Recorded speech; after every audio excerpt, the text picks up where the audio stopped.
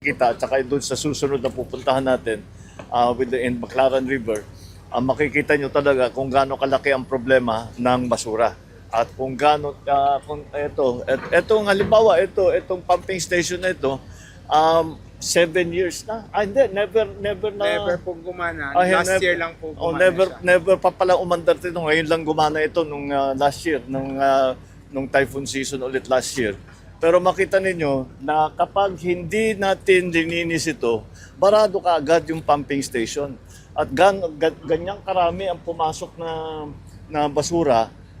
Ito galing naman, hindi dito yan galing sa labas yan. That came from Manila Bay, hindi ba ang pumasok dito? Dahil nasabayan na naman, yung dati natin nakikita, nasabayan na naman ng high tide at saka yung pagpasok ng floodwaters.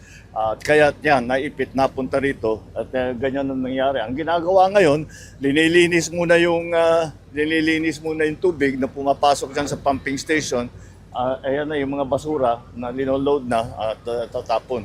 Andito si Sec Sharon ng Department of Energy dahil pinag-uusapan namin ng mabuti yung waste to energy ng mga plano.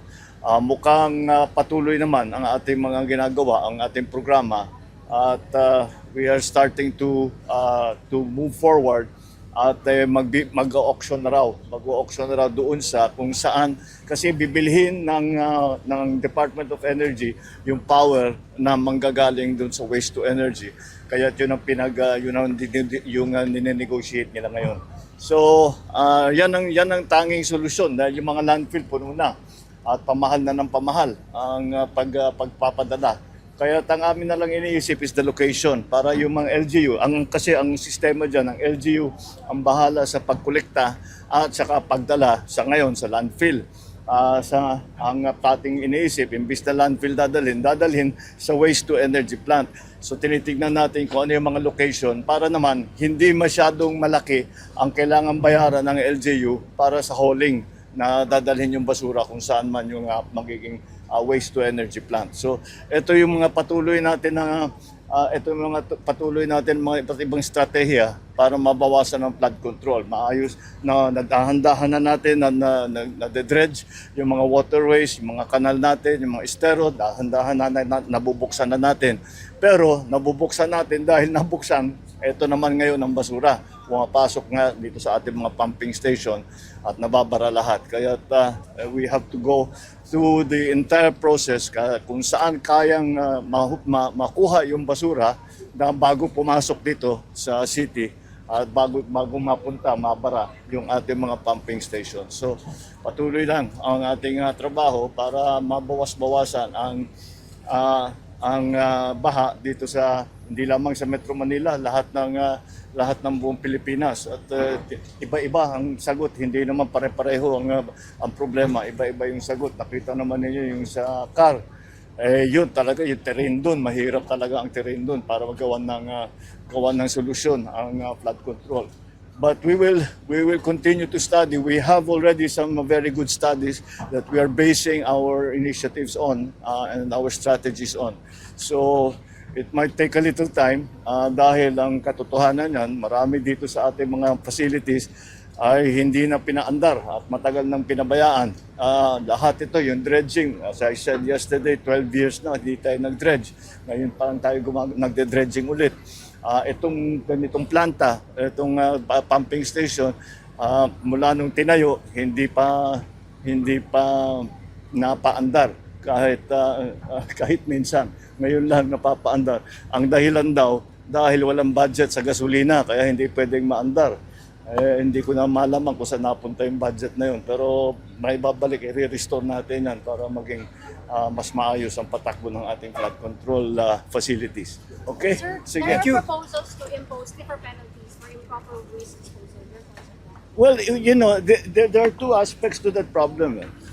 One of the things, if you look, I remember, if you look at the places around the country, kung saan clean and green, where they are awardees of clean and green, ang una kanilang ginawa is that naglagay sila ng basurahan. Ang problema ko minsan, walang basurahan.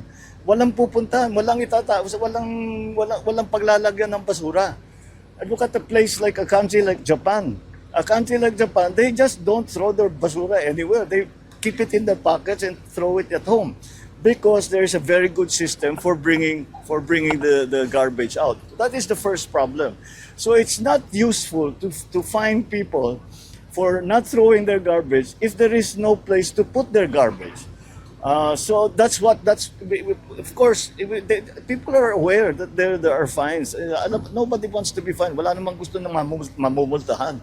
Pero kailangan bigyan din natin ng facilities na kung saan pwede itapon yung basura. Ganun lang kasimple kung minsan yan eh. Minsan ganyan lang kasimple yung problema eh. Okay. Thank you very Given the much. situation, would you categorize this as garbage crisis? Yeah, it certainly is. Well, just look at it. Does that look critical to you? It does to me. So yes, I wouldn't call it a garbage crisis, but that is the problem that we are facing. So yung waste to energy, is it something you can do in the short term? It's not so easy to do because we have to put the system together. We've never done it before. We still have to. Well, in terms of the technical side, that's done. Natapos na natin yun. Now what we are trying to do is to put the system together. How it will be, what is the relationship with the LGUs to the waste to energy plant, where the locations are, what group is actually going to come in. We already have identified, like I said, they're already auctioning by maybe in a couple of months on how much will be sold, or how much energy will be sold to the Department of Energy and at what rate. So it's a new system that we really have to start putting in place. Maybe we will begin to see it in a year and a half. We'll push it as quickly as we can, certainly.